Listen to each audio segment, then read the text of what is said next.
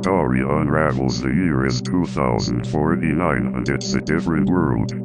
Dusty air that coats the skin with the errors of men. Most of the world has been lost to the hunger of capitalism and war. The drums of war whose song was an imminent lingering ringing failure of omnipotence. The ego of war only gets us so far. Climate change has altered the landscape, the culture and technology of the land.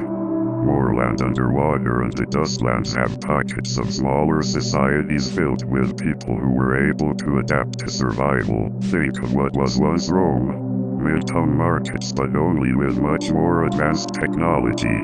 Our hometown is Detroit, what is left of Detroit and her now sandy warehouses where techno was born. The prophets of techno knew of what was to come. Their production was sonic madness and divination. For he who pushed the buttons on the music machines, feared the machines and understood the power of machines. Capitalism's thirst for growth and Mother Earth's ability to only replenish precious resources at her own rate. We are the land, and for that reason alone, we must understand the sanctity of restraint. We must press our precious lips to the earth to thank her for life and her offerings. Heal her with the vibrations of the heart.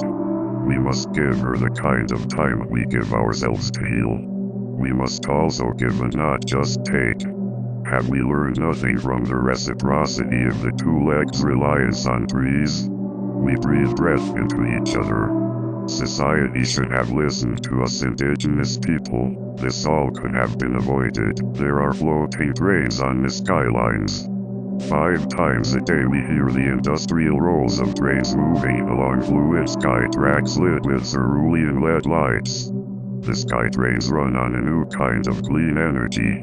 The LED lights in trains are run on solar energy, but they rely heavily on the air currents to get them where they need to be. In the old world, people could choose to live away from the train tracks. In this world, the sky trains are wherever the winds take them. The dissonant roars of her industrial tracks and the faint ambience of those rolling tracks as the trains fade into the other parts of the sky. Birds have had to develop a new sense on how to avoid the trains. We are nature. Birds are nature too, and their adaptation for survival is also necessary. They live on a diet of mealworms that flow through the sandy air. Us Homo sapiens live on highly processed foods with 10-year shelf lives. Resources are more scarce, and it is very commonplace for the people to freeze-dry our foods for longevity. Sodium still plays a big role in being a preservative. The monks in the high warehouses in the mountains live only on prayer and water.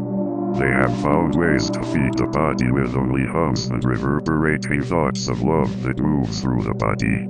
They sit in position, surrounded by candles and the smell of burning frankincense, chanting of love as their fingers move in a good way as their fingers grasp onto wooden beads. The mind drips intermittently. Somewhere between the humming of the old ventilation system in this building and the drops of the machinery. Am I dreaming, lost in the meditation of the dream world? Am I dreaming of golden fountains? Is the narrator of this story playing a synthesizer from the 1900s? Am I awake? Is this even real? Now a distant hum and whistling? Are the birds on the wire trying to make us aware of something? Is there a tear on set? The answers are all around us. Why is there a need to focus on notification sounds of my neighbor's social media?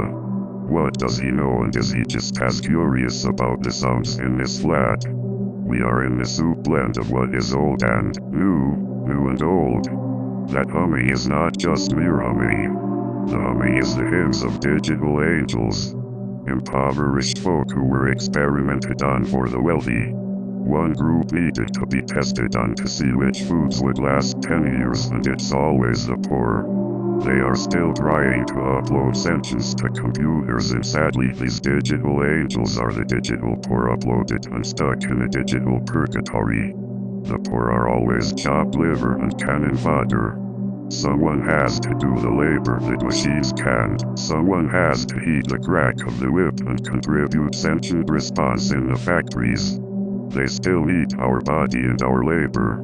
Someone needs to keep capitalism functioning at 100%.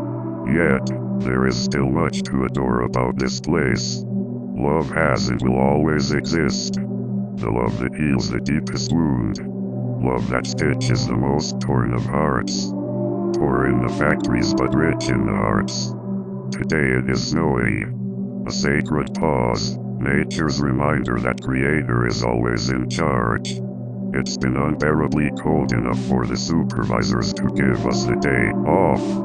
Not out of love, of course, but the same way you would maintenance your machines. Keeping your underpaid workers safe saves you money in the long run. We live in chat rooms, that is where we socialize. It all started with the pandemic of 2020 that made most non-essential work digital and the introduction of virtual events. We take safety and comfort of our flats, still glued to our phones watching the news. It reminds me of when we watched Hollywood burn in real time. The harsh conditions of capitalism have finally warmed these malicious hearts. In 2020, we seem to forgot each other's humanity. In 2025, it still reverberates when we heard the laughter of the people as Hollywood was burning. Not everyone was a celebrity and not every celebrity is evil. They're still people. Why is it that we take joy in each other's suffering? Why is it that people feel so protected by a screen name?